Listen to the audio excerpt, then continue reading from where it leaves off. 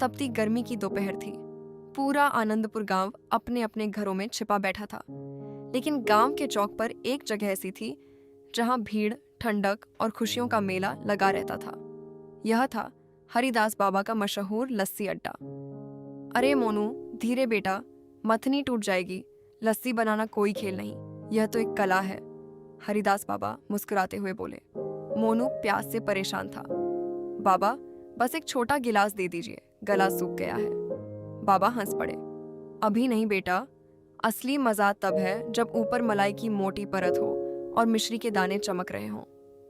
पिछले 40 सालों से हरिदास बाबा पूरे गांव को अपनी जादुई लस्सी पिलाते आ रहे थे। लोग कहते थे कि उनकी लस्सी सिर्फ प्यास नहीं बुझाती, बल्कि उदास चेहरों पर भी मुस्कान ला देती है। इस जादू का राज थी उनकी प्यारी भैंस चांदनी, जिसे बाबा परिवार का सदस्य मानते थे। उस साल गांव में भयंकर गर्मी पड़ी थी। मोनू ने चिंता से पूछा, बाबा, अगर बारिश नहीं हुई तो चांदनी को चारा और पानी कहाँ से मिलेगा? बाबा ने शांत स्वर में कहा, कुदरत पर भरोसा रखो बेटा, जब तक हिम्मत है तब तक उम्मीद भी है। तभी गांव का सबसे लालची आदमी धनराज सेठ अपनी चमचमाती गाड़ी से वहां पहुंचा। उसने कहा, हरिदास, यह पुराना ढाबा और जमीन मुझे बेच दो।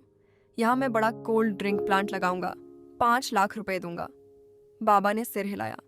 सेठ जी, गांव वालों को लस्सी चाहिए, बोतलों में बंद मीठा पानी नहीं। तभी मोनू बोला, हमें बाबा की लस्सी पसंद है। धनराज सेठ गुस्से में बोला, सोच लो, गांव के मुख्य कुएं का मालिक मैं हूं। अगर पानी बंद कर दिया तो क्या करोगे? अगले ही दिन पूरे गांव में हाहाकार मच गया। कुआं पानी से भरा था, लेकिन सेठ के आदमियों ने किसी को पानी लेने नहीं दिया। गांव वाले परेशान होकर हरिदास बाबा के पास पहुंचे। कुछ लोग बोले, बाबा, जमीन बेच दीजिए, नहीं तो हम सब प्यासे मर जाएंगे। लेकिन बाबा ने दृढ़ आवाज में कहा, अगर आज हम डर गए तो कल कोई हवा पर भी अपना हक जताएगा। सच्चाई देर से जीतती है, लेकिन जीतती जरूर है। यह सुनकर मोनू ने अपने दोस्तों को इकट्ठा किया। उसे याद आया कि गांव के पीछे एक पुराना तालाब था जो वर्षों से मिट्टी में दबा पड़ा था। सभी बच्चे और गांव वाले फावड़े लेकर वहां पहुंच गए। घंटों की मेहनत के बाद अचानक जमीन से पानी फूट पड़ा। खुशी से पूरा गांव झूम उठा। हरिदास बाबा की आंखों में आंसू आ गए। उन्होंने कहा, तुम बच्चों ने सिर्फ पानी नहीं निकाला, गांव का आत्मविश्वास भी लौटा दिया। जब धनराज सेठ को यह खबर मिली तो वह गुस्से में वहां पहुंचा। तुम लोगों ने मुझसे पूछे बिना पानी का इंतजाम कैसे कर लिया? उसने चिल्लाकर कहा। बाबा मुस्कुराए और बोले, पानी प्रकृति का उपहार है, किसी एक आदमी की जागीर नहीं। सेठ कुछ कह पाता उससे पहले बाबा ने उसे एक गिलास जादुई लस्सी पकड़ा दी। लो, पहले इसे पीकर देखो। सेठ ने अनमने मन से एक घूंट लिया। ठंडी, मीठी और ताजगी से भरी लस्सी उसके दिल तक उतर गई। वह चुप हो गया।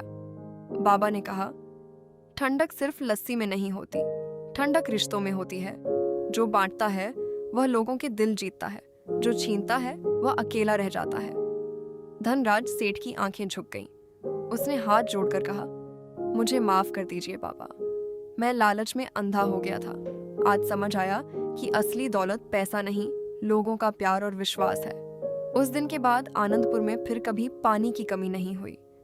हरिदास बाबा की जादुई लस्सी पहले से भी ज्यादा मशहूर हो गई और गांव के लोग हमेशा याद रखते थे कि एकता, सच्चाई और प्यार के आगे सबसे बड़ा लालच भी हार जाता है।